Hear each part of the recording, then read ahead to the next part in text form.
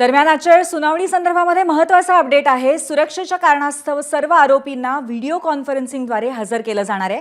पहिल्या सुनावणीला सर्व आरोपी व्हिडिओ कॉन्फरन्सिंगद्वारेच हजर राहणार आहेत। आत्ताच आपण ऐकत होतो की सरकारी वकील या संदर्भामध्येही बोलत होते।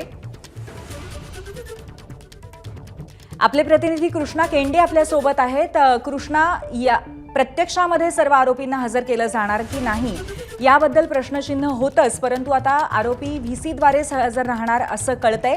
आणखीन काही या संदर्भात अपडेट आहे का? संतोष देशमुख यांच्या जी निर्घुण हत्या झाली होती त्या प्रकरणावर आजपासून जलदगती न्यायालयामध्ये सुनावणी होणार आहे आणि त्याची पहिली सुनावणी आज केज न्यायालयामध्ये होते।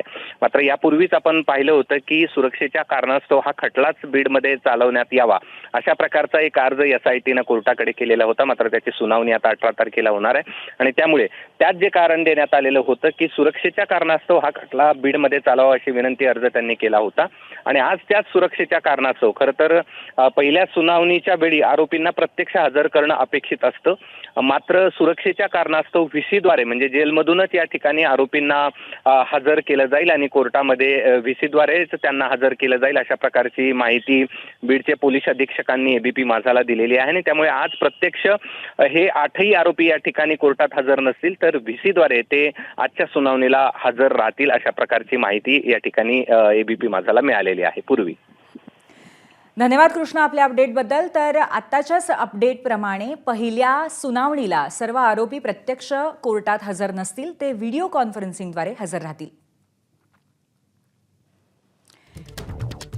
सुरक्षेच्या कारणास्तव अशा पद्धतीचा निर्णय घेण्यात आलेला आहे।